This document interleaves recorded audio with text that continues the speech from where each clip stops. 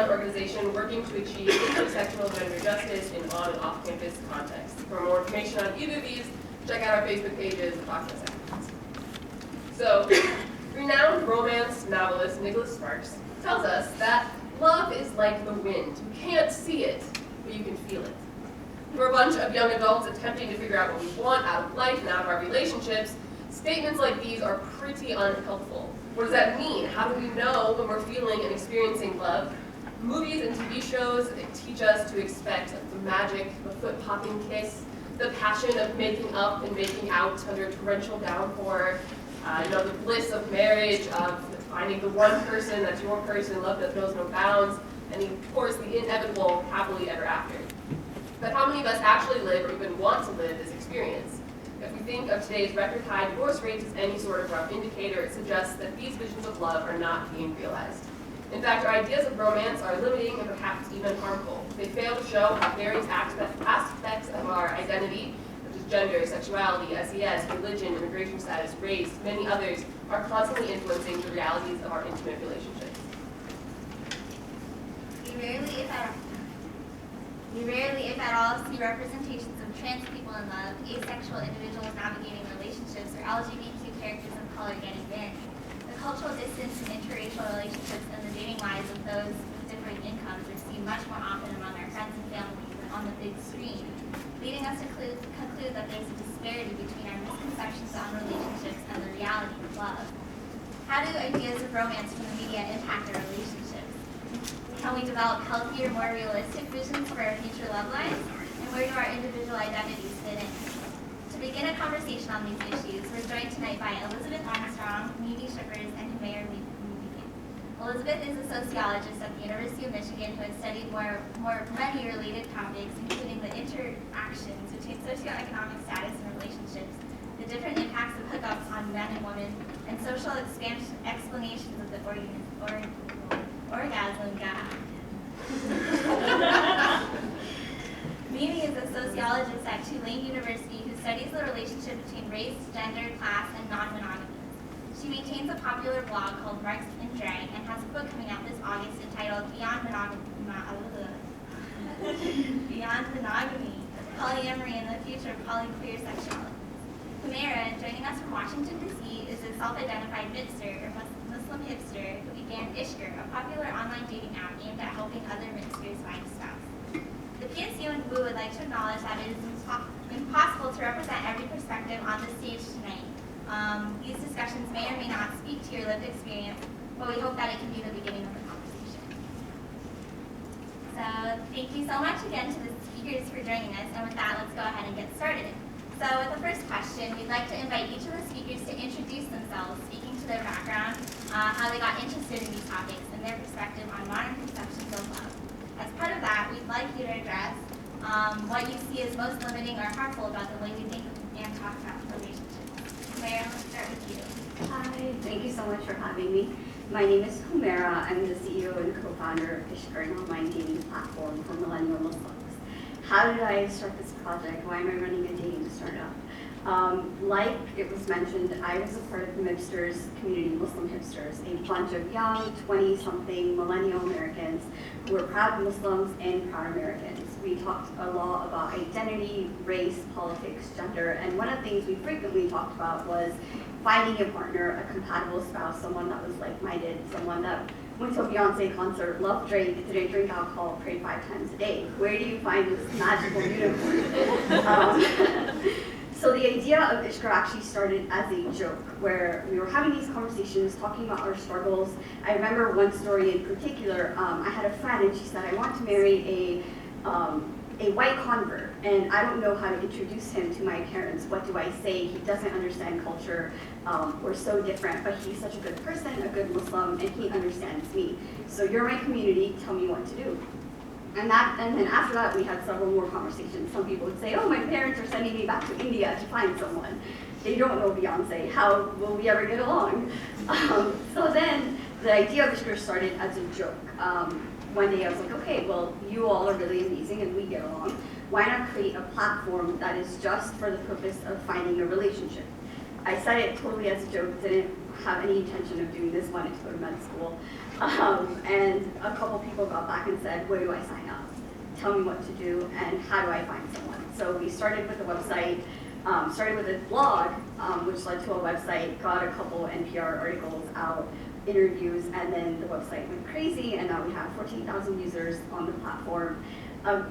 3 weddings, about 16 engagements have happened so far, just in the US, and it's the only platform for Muslim millennials in the West. And then your second question? What you see as most limiting or harmful about the ways we think and talk about relationships? So I think for Muslims in particular, the greatest misconception is Muslims just don't date. You never see Muslim and love in the media together. It's always radical Islam, radical Muslim. So much Islamophobia happening in the media today. But yes, we do date. The way we date and how we define dating is obviously very different. Depends on the kind of Muslim that you are, the kind of Muslim American millennial that you are, your level of spirituality, how you define dating. It's not just what we see in the media where 2 people come together, get to know one another, connect, and then get married. There's so many different elements and pieces that go into building a relationship between 2 Muslims. Family, value, culture, religion, ethnic background, your American values, how you want to raise your kids, where you want to raise them, what kind of values will they have? Will they have? Will they be more American or will they be more Muslim?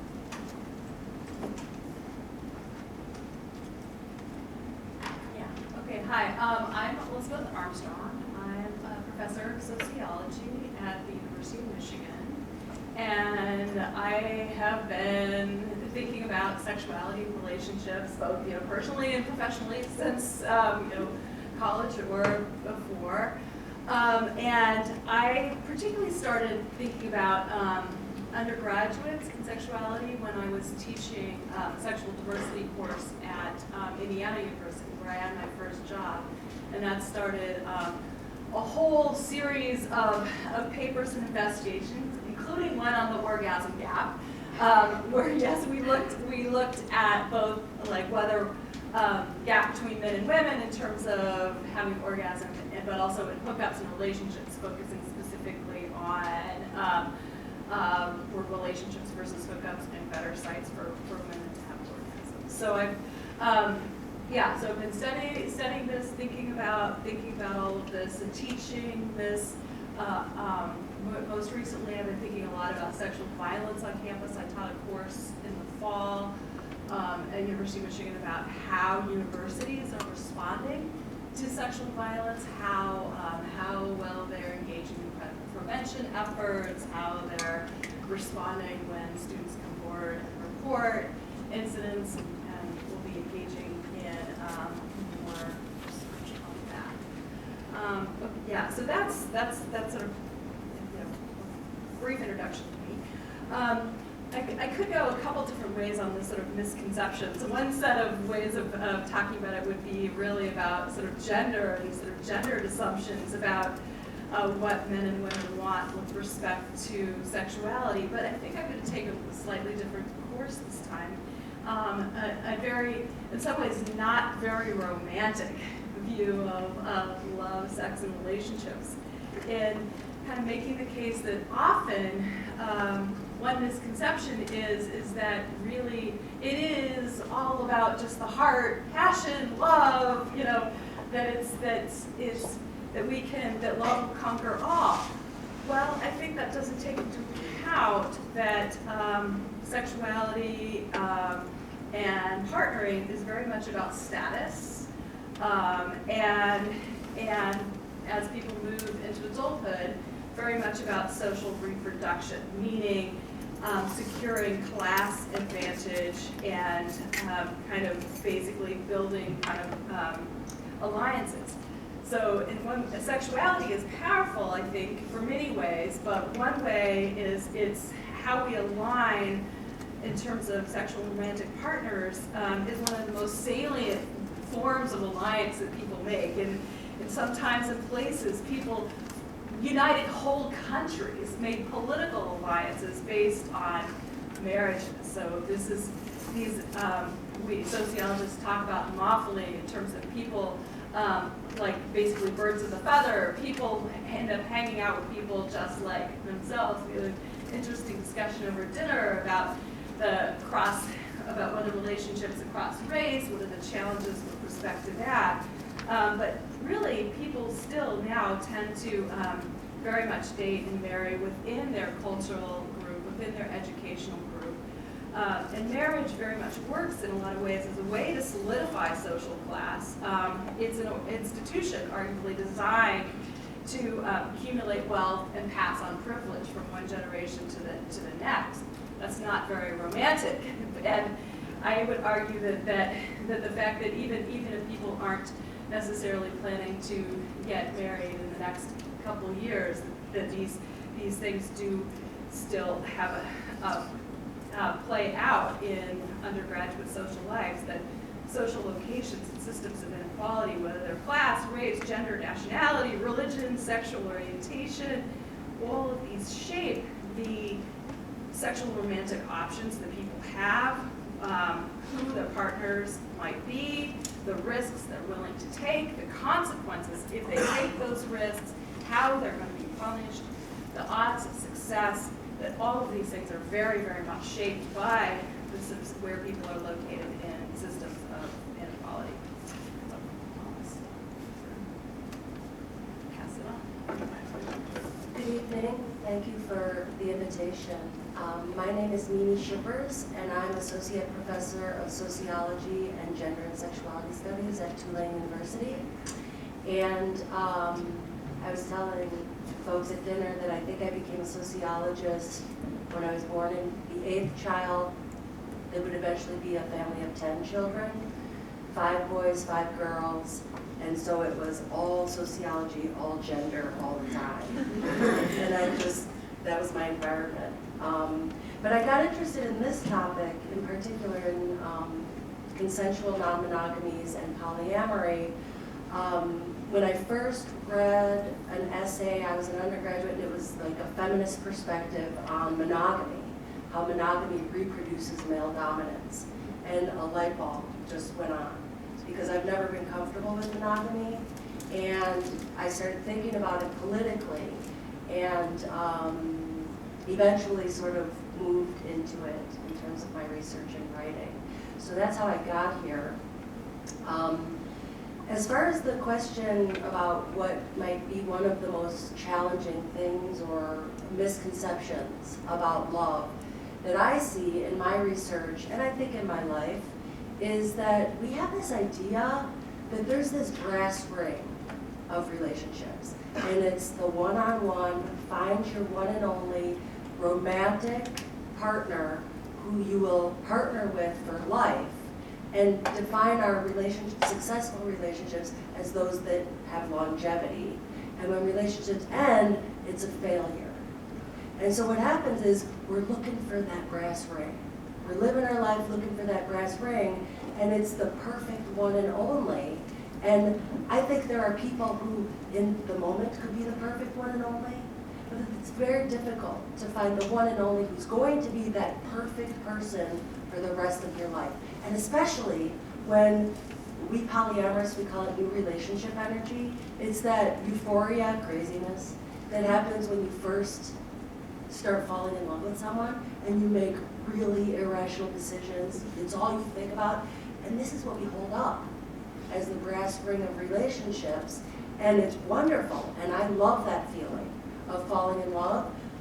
But to hold that up as the standard of what's important and what's not makes us forget our other relationships, our friends, maybe some other people in our family, and we focus on that one person and hope that that person will give us everything we need. And I think it causes a lot of misery. And then what sort of background idea is monogamy. Monogamy. You find that one and only, you partner and be happy for the rest of your life. And so the way we think about relationships is what we doing research in this area call mononormativity. And it's the idea, it's all of the institutions, all of the practices that make it seem like the only real relationships are sexually exclusive relationships. And all other kinds of relationships aren't real or committed or romantic, that you need sexual exclusivity to have a real committed romantic relationship. And there's all kinds of ways in which that causes huge problems. And not just for people who aren't in monogamous relationships. So I'm polyamorous, and there are all sorts of discriminations that I experience because I'm polyamorous.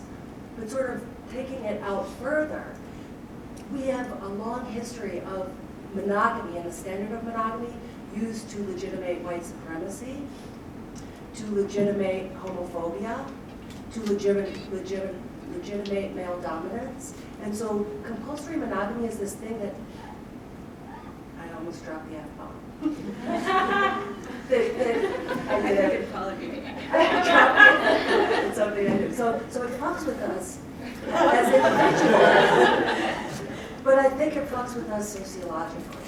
And I'm not saying that you have to reject monogamy.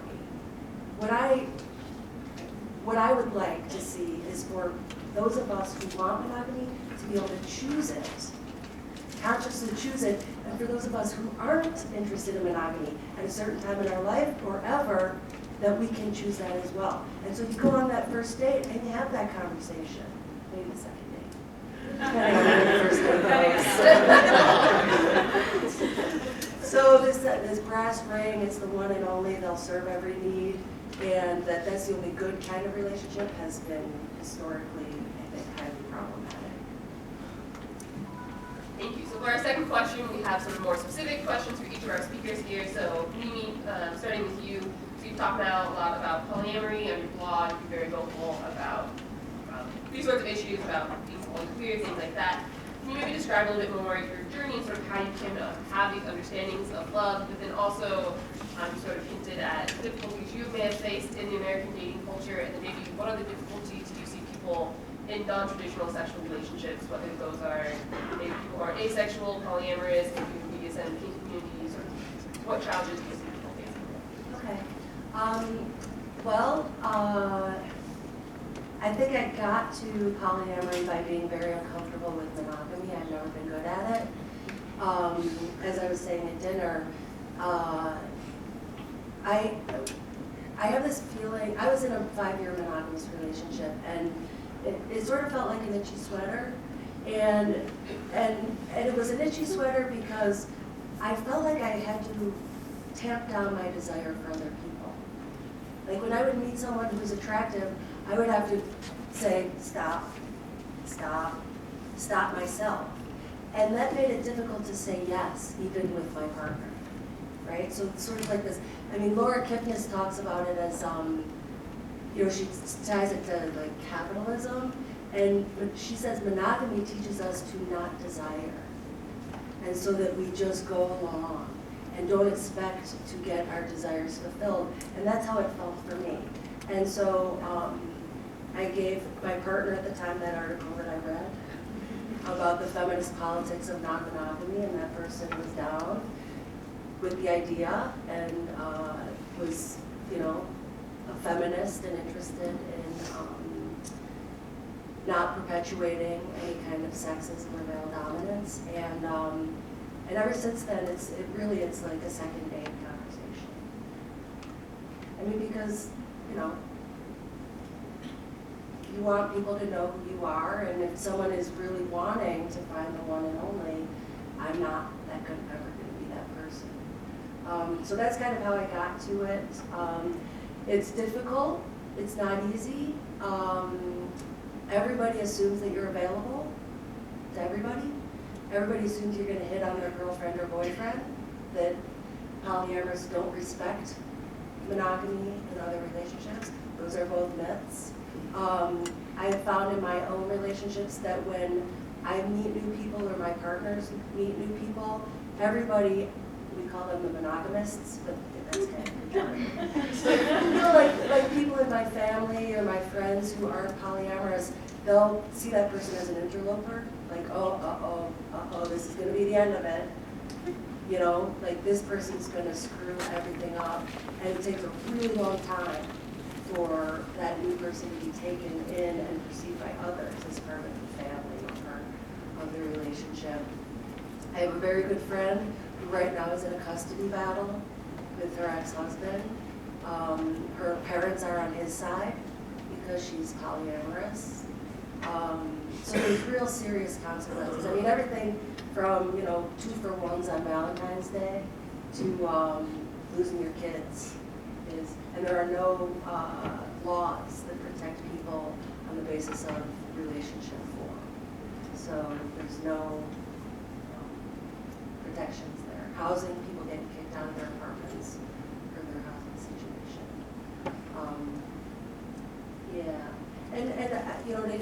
Like asexuality, actually polyamory works really well for people who are asexual and happen to fall in love with their partner with someone who's sexual.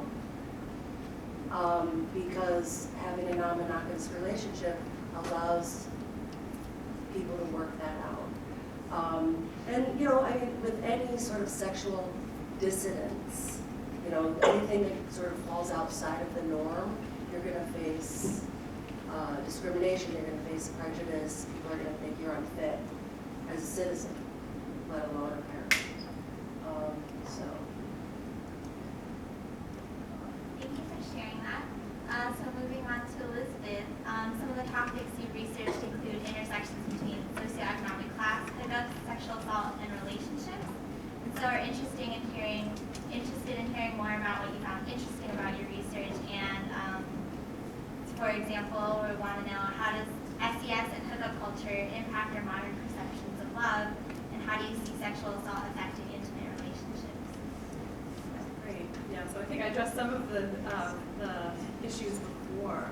I guess I can talk. Maybe I'll talk a little bit more about the sort of sexual assault piece of what I've been investigating over these years. So I do see hookup culture and sexual assault as very connected, and connected actually through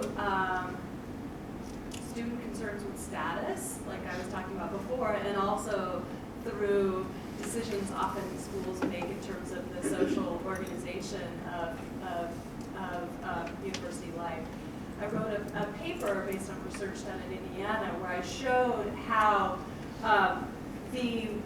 a whole sort of set of things kind of came together that in each individual thing wouldn't seem very coercive or terribly high risk, but when they came together, produced situations that were very, very sexually dangerous and very much conducive to sexual assault.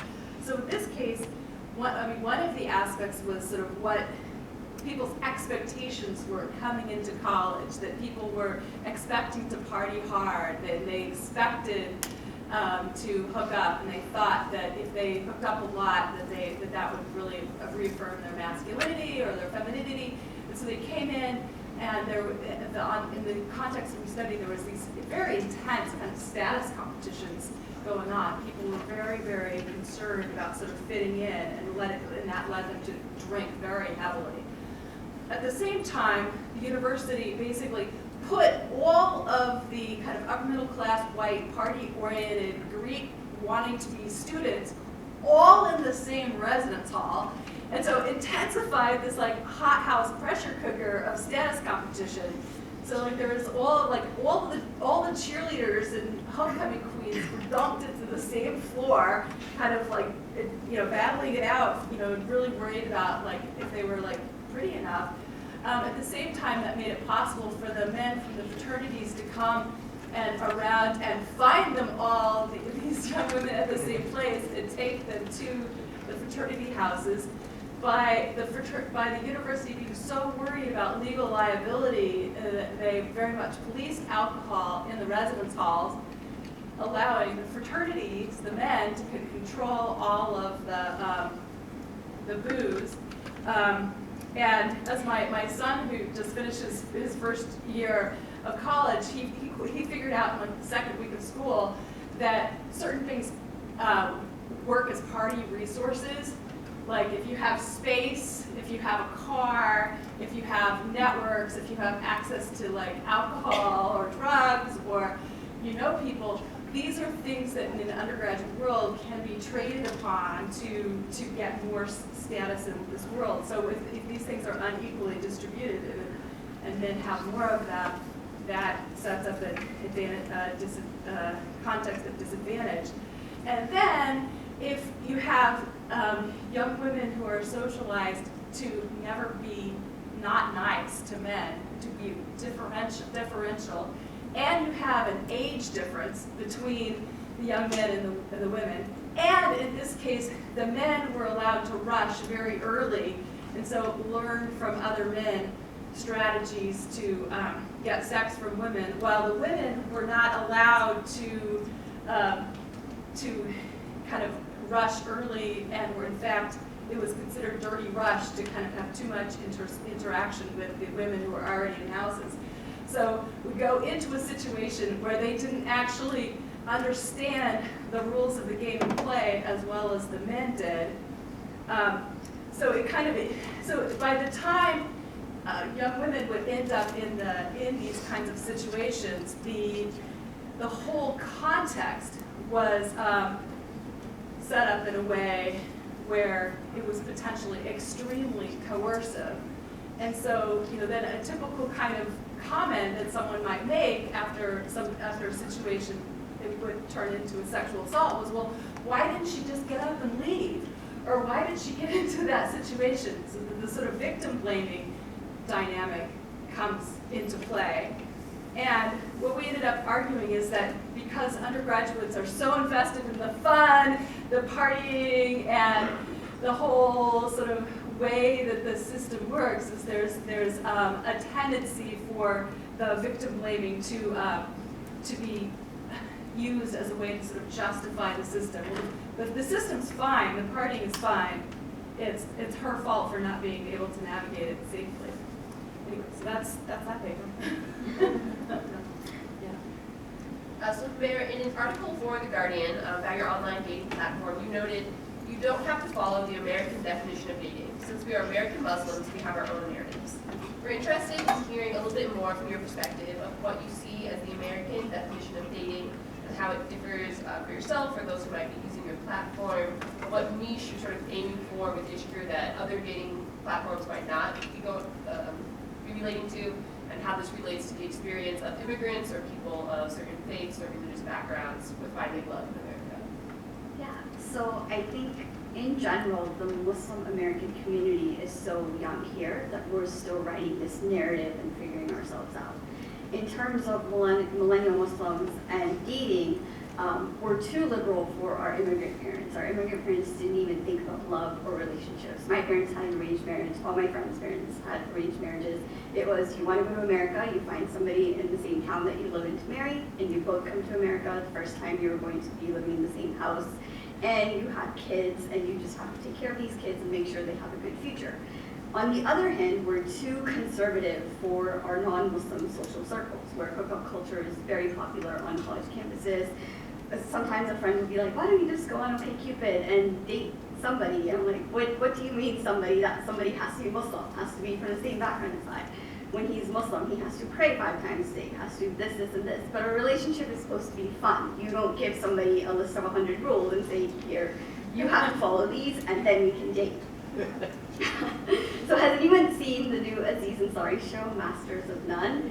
And how he interacts with his parents and what he says to them, and then his relationship with the girl that's non-Indian. It's kind of like that, but a little more conservative. He does the drinking and hooking up.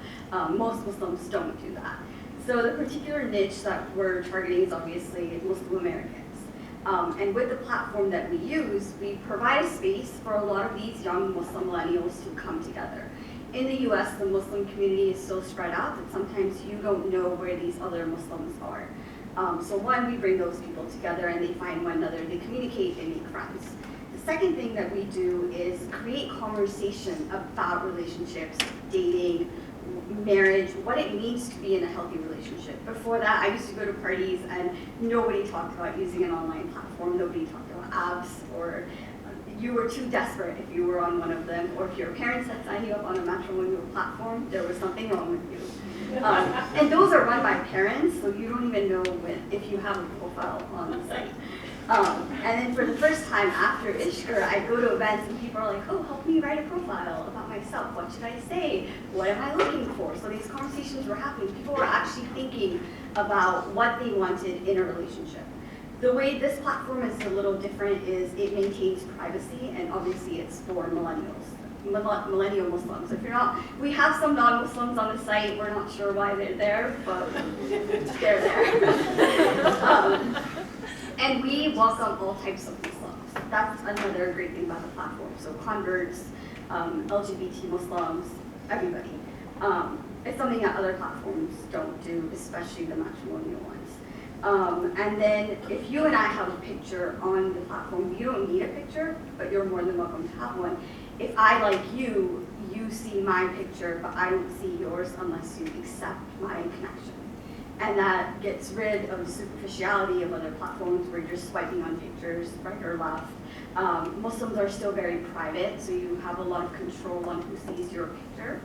And then just maintaining these conversations and still talking about love as we develop this narrative of what it means to be a Muslim in America, and then what does that mean for developing relationships with other Muslims in the U.S.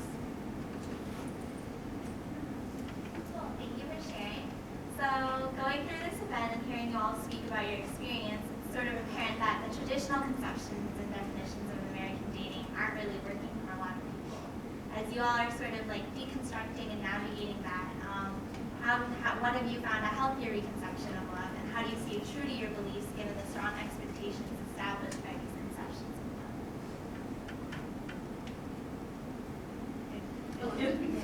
Oh gosh. I'm a sociologist. It's like I'm much better at diagnosing problems than coming up with solutions. But yeah, that's interesting. I mean, I guess I think that one of the things that matters a lot to me is, well, conversations like this with undergraduates. That I really, most of the courses, the undergraduate courses that I teach have to do with gender, sexuality, relationships. I go and have an opportunity to meet students all around the country who are having similar kinds of conversations, thinking about these issues, and I just think it's incredibly that well, you are the future, and you have these opportunities to sort of think critically about who you are and what you want. And what I really enjoy is kind of bringing like what I've learned and the research I've done, and the kind of bringing that into the conversation and pushing to kind of think about new possibilities. Like this course I did on hooking up and relationships. The last half of the course was all on unbundling. Like, okay, maybe one can have children without marriage. Maybe one could, have polyamorous relationships. Maybe one can, what are all sorts of interesting different ways of putting life together, and putting families together. How can we think creatively about this? So I guess that's what I would say. It's the conversations with people like you all that I hope that I can change. Yeah, I think I would agree completely that I think that it takes conversations, and I really think that this idea of what some people call relationship anarchy, that we should value all of our relationships, not just a certain form of a relationship, and that you bring to your relationships your best person, right?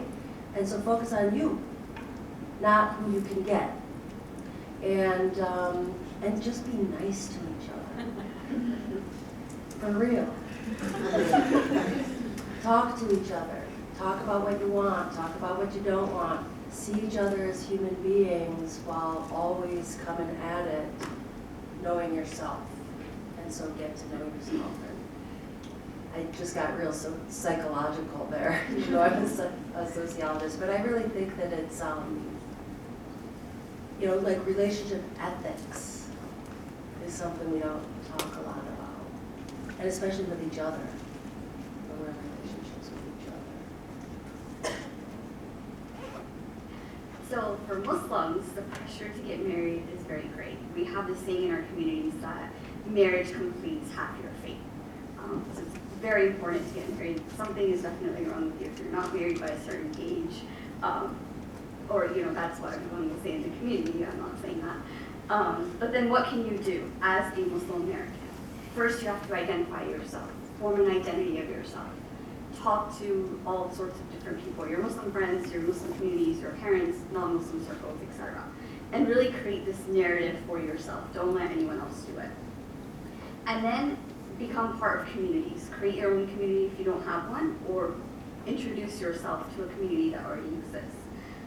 Talk about relationships and love, dating, marriage, and what that means to you. A lot of things we notice on Ishqr as a team is that a lot of people just don't know about love and dating. There's more teaching that we have to do than actually giving people a service or a platform to talk to each other.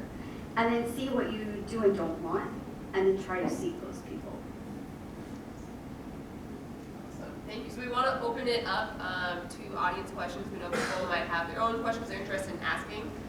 So anyone, go ahead and just raise your hand. It's a pretty small space. You can just shout out. All right, well, it's been fun.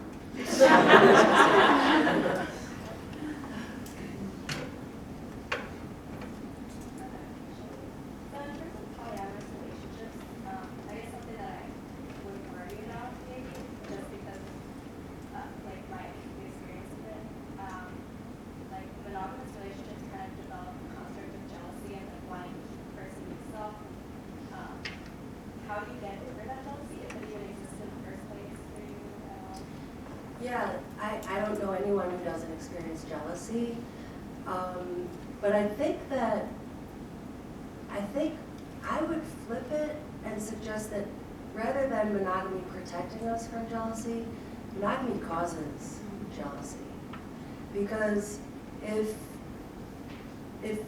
your partner must choose and then forms a relationship with someone else, I would be very scared, which is what jealousy is. It's fear of losing something, which is different from envy, right? Envy is wanting it. And for polyamorous, it's you really got to get that. Like, am I envious because this person's out on this great date and I'm home alone? Or am I jealous because this person that my partner's out on a date with wants my partner and needs me out of the picture, right? That's going to create a sense of jealousy. And we spent a lot of time talking about these things, but monogamy takes a lot of work, and like tamping down desire for other people, but also experiencing jealousy that can be labeled unfounded, like, oh, you're ridiculous for being jealous. And polyamory takes a certain amount of work, and it's a different kind of work, and I'd much rather examine my own jealousy than tamp down my desire. Other people would maybe they'd rather tamp down the desire and not deal with jealousy. But because we live in such a mononormative culture, we are led to believe that jealousy is the most horrible emotion you can feel. And you've got to avoid it at all costs. When in fact, I think jealousy tells me a lot about myself and about my partners. If I'm feeling jealous, there's something up. And either it's my own insecurity or there's a problem with how the interpersonal dynamics. So jealousy is an opportunity, not something to avoid. But I know lots of people who just want to avoid it. And it's just a matter of figuring out how you want to deal with it. But yes, I don't. Anyone who tells you they've never felt jealous either is maybe a little sociopathic. I'm just saying, I don't know, I don't have data on that. Or they're not being really honest with themselves, I think. I'm not very familiar either with polyamory, but I want to know what's the difference between an open relationship and a polyamorous relationship. An open relationship is one in which having sexual relations with people outside of the relationship is considered permissible, it's okay. A polyamorous relationship usually connotes some sort of emotional intimacy and some sort of investment or commitment to that person, whatever form that might take. So there are open relationships that are not polyamorous. So yes, you can have sex with someone else, but you can't fall in love. And that person isn't, we're never going to share a household with this other person. You can have sex. And then there are polyamorous people who are polyfidelitous, which means that there are more than two people in the relationship, but they don't have sex with others outside of the relationship. So that's not an open relationship. It's polyamorous, but it's not open.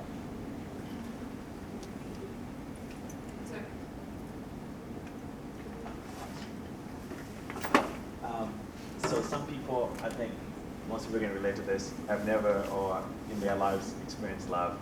So if like no one has ever experienced love, how can we know that love is real and it's something that would actually happen in our lives if we ever sex love? And if you have proof, or like, how do you believe in love? Where's the proof? Did you ask where's the proof? How do you know? So it's like two parts, right? It's like, and then the first part is like, I mean, like if you've never experienced love and we don't have anything to base it on, like people like us that are young and that are growing up, how can we approach that? And how can you, because we don't even have proof for it, and how do you have proof that it is real, in a way?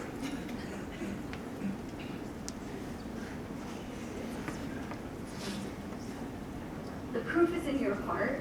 So when you find the one, trust me, you will know. And what is your second question? So my second question is like, I think,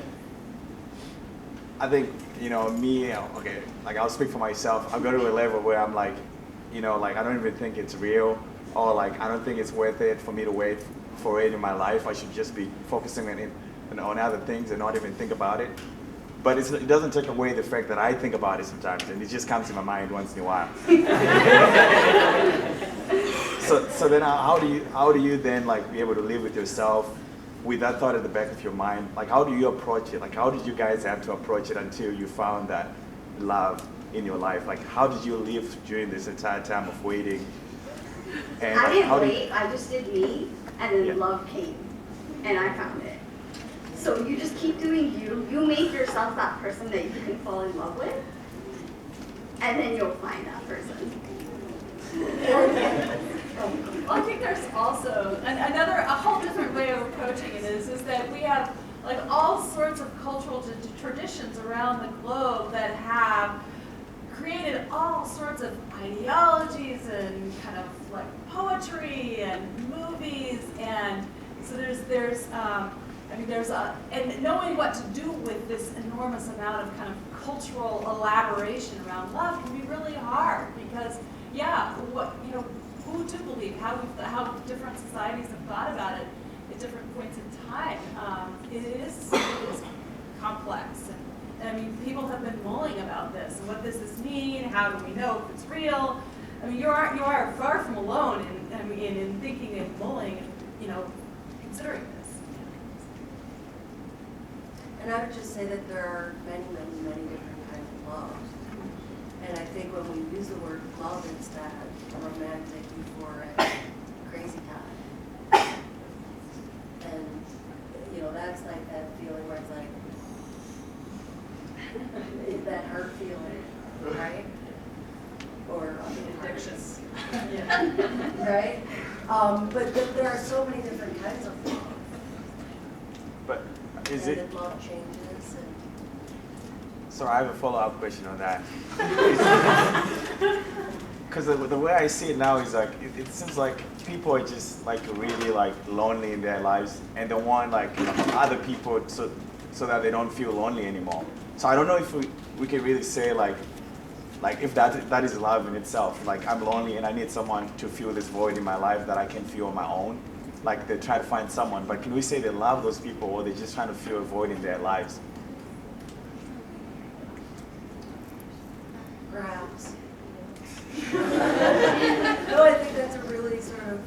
you know, kind of metaphysical question, right? I think some people are looking to fill a void and some people aren't. Some people call filling the void love and some people wouldn't. I think you kind of know it when you feel it.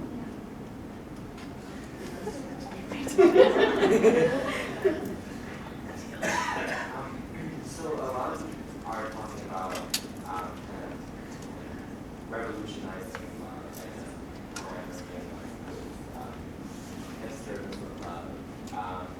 But how do you revolutionize the kind of strictly set sexual hierarchy that exists in lots of different ways, like with race, SES, I guess within different types of, with beauty standards or whatever, like how do you revolutionize that sort of love? How do you kind of like flip it on its head and change the way in which this hierarchy of love or sexual hierarchy kind of exists? So I would say that you take over own spaces where you can first have those conversations. And then you create movements from those conversations to break down those rules that have been established and create your own for a more loving community where your rules can apply as well. And they apply to everybody on the same plane. For me, I'm not a polyamorous. Like, I don't think it's going to change the world. But I do think that the idea of monogamous coupling is such a fundamental structure to the way we think about love, and that's where we get, miscegenation laws, right? The monogamous couple, you marry someone of the same race, you marry someone of the same class, you need to find that person who will support you economically, otherwise you'll be economically vulnerable.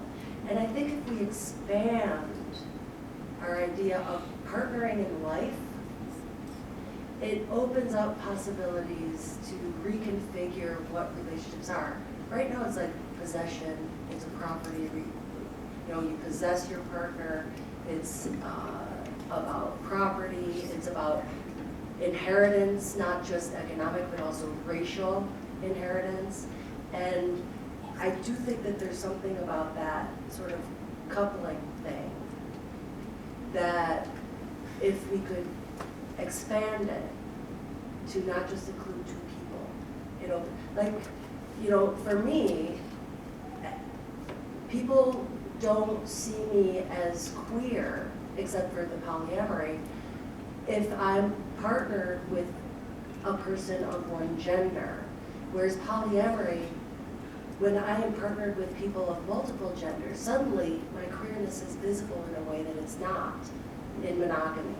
And so, I'm thinking about, I'm interclass, I come from a bi-class family, really sort of working class and very wealthy entrepreneurs. And I felt bifurcated culturally in my household. And I have a partner who's rural working class and a partner who comes from an upper class family, and that part of me is healed through that. I don't feel pulled by partnering with someone of a particular class background. And I think there are interesting implications for bi-ethnic, interracial people to have multiple partners that are culturally familiar in a way that would be impossible with single partnering.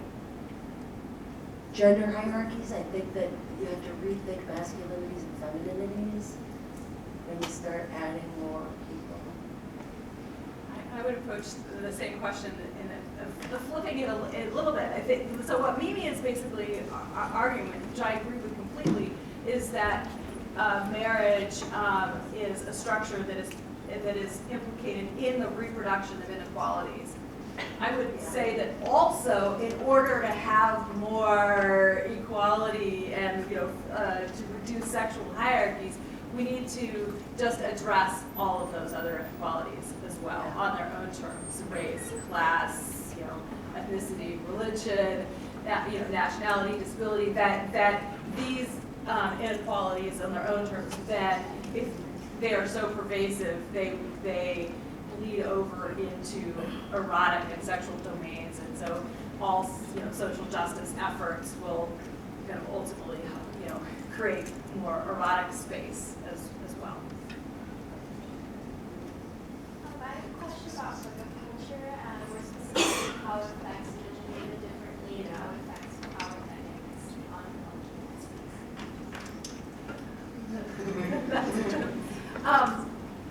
Yeah, so I guess, for me that gets to one of my other kind of pet peeves about, or misconceptions, and that I always want to emphasize that it's the gender inequality that's the problem in hookup culture. It isn't the relationship form per se.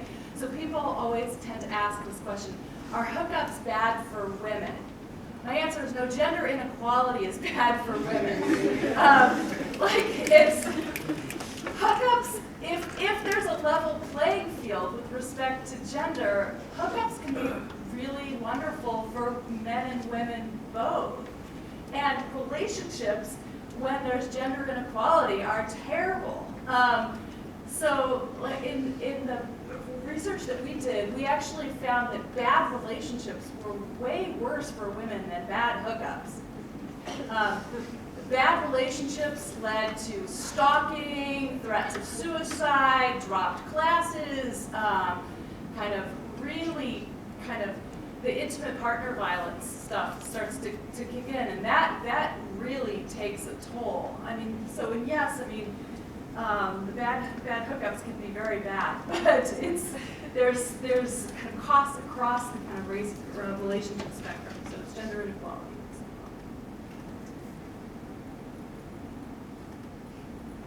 Yeah, kind of building on that, it was said that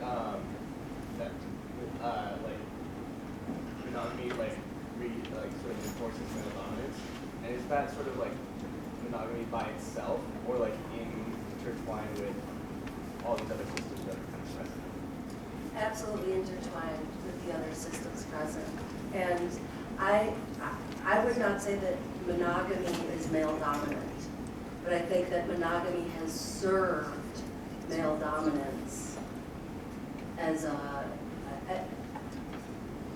monogamy bolsters male dominance in other realms of social life. But that's not to say that monogamous relationships are all male dominant. Like, monogamy doesn't lead to male dominance, but in Western cultures and in many non-Western cultures, there's a way in which monogamy bolsters. And the idea is that men own women, right? And that that is an ownership relationship. And so male possessiveness, male control of their partners is legitimated because monogamy is natural, which is not to say that all monogamous relationships are male dominant. So I was wondering if you guys have kind of investigated the role of fetishization in culture interactions, how fetishes kind of shape those interactions, because I'm just recently thinking about how their stereotypes that just targeting a woman of color, how I know lots of color actually play into those fetishes or stereotypes so that they can become desirable, because outside of these fetishes, they're considered less desirable than white women. So I was looking at your response to that.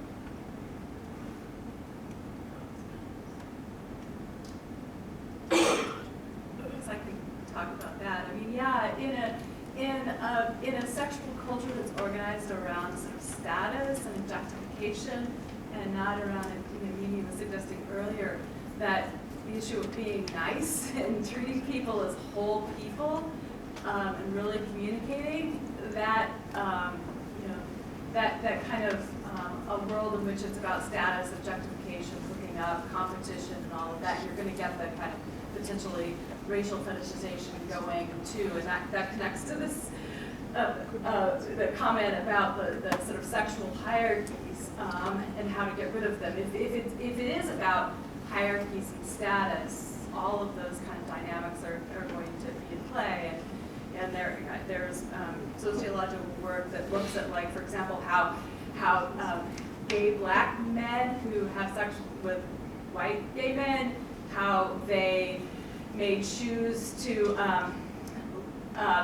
lean into sort of fetishist ideas or sort of racist stereotypes that white men have that they want to have play out. So they're put in the situation of, like, okay, if I want to have sex with white men, I have to play into these, like, racist stereotypes. Otherwise, I'm not going to get any action at all. And that, and that is, less than desirable. But it's in a world where people are sexuality is organized around status and competition. That's likely to happen. And just getting back to the agenda, the white supremacist agenda of systematically constructing non-white women as sexually available and sexually available in particular ways to hold up white womanhood as chaste and pure, and so that's deeply embedded in our culture. And so it's not surprising that in campus hookup cultures that are embedded within this long history and contemporary fetishization of women of color in order to hold up white womanhood as pure, that it's happening. And it's, there are aspects of hookup culture that are sexually objectifying, but when you add in class, race, and ethnicity, it's there are different experiences depending on one's racial, ethnic, religious, and class location.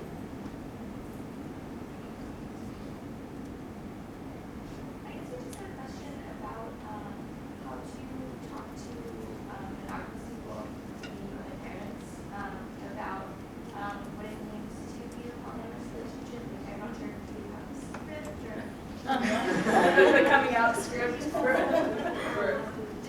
because the parents are pretty cool.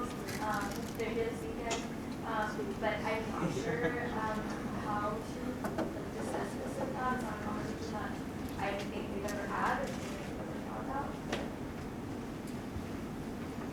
Well, I always suggest that people give others things to read. There are lots of really accessible blogs, podcasts, full-length books, like What Is It? What Is It Not? You could do that. I honestly, the way I came out to my parents as polyamorous was I introduced a new partner to the family. And my mom said, "Oh, I knew you were weird. I didn't know you were that weird." and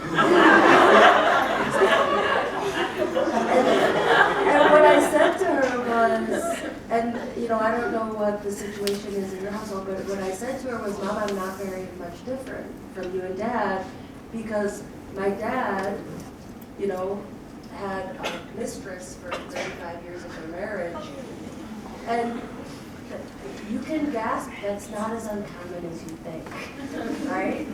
It's really common. And so it's like, I'm just doing it on the up and up. And it actually changed it. She's like, I would have never thought about it that way. And the following Christmas, she and the other woman exchanged Christmas gifts. So they acknowledge their long-standing tie. Yeah. Yeah. So that's I give people stuff to read.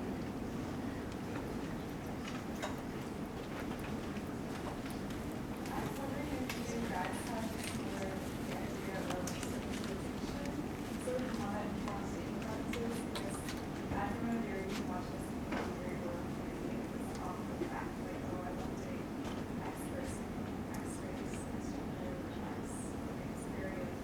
You know, you should justify this. I like that I like work the opposite, being very specific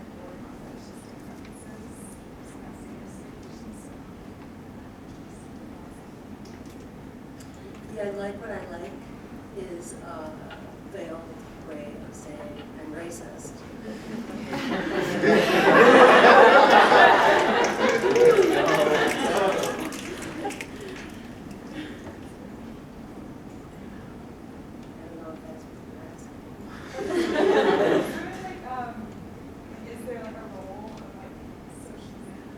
Absolutely, yeah. I mean, everyone grows up in a particular social location, a particular family, a particular community, and yeah, we're all taught things and explicitly or implicitly the entire time we grow up, and in some ways we can't help where we came from necessarily. We can help what we do with that, and where we go, and how we work with that, and what sense we make of it.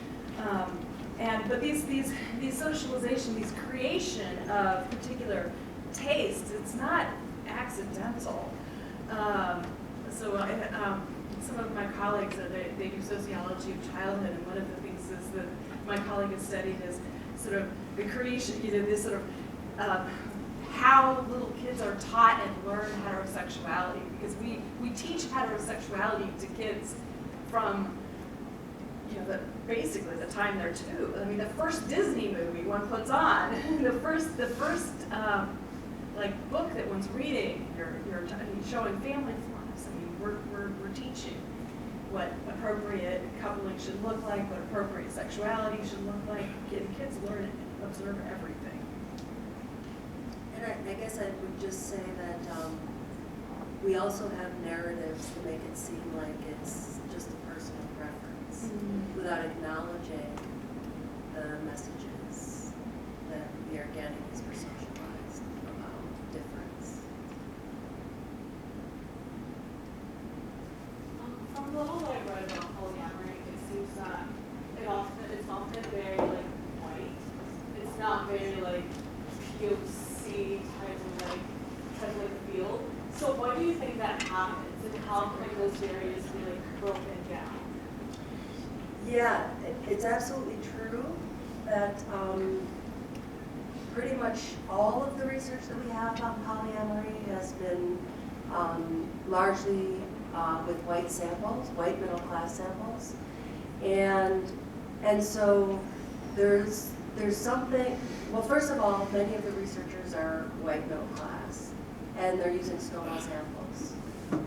And if you've got privilege, social privilege, the buffer of whiteness, the buffer of middle classness, you can be out as polyamorous, and you're not at risk of, the sort of social sanctions that can come down on you for being polyamorous.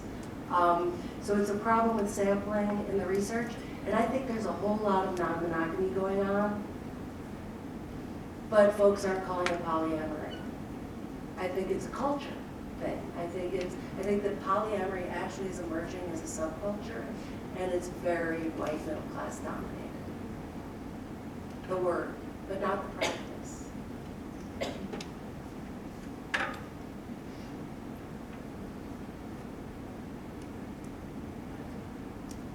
Thanking our speakers so much for coming here today.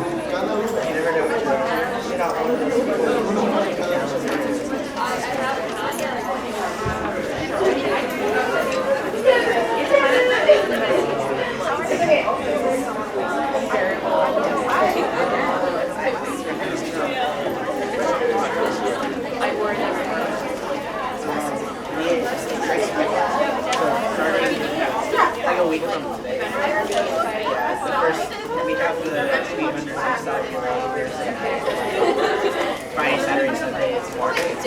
And it works.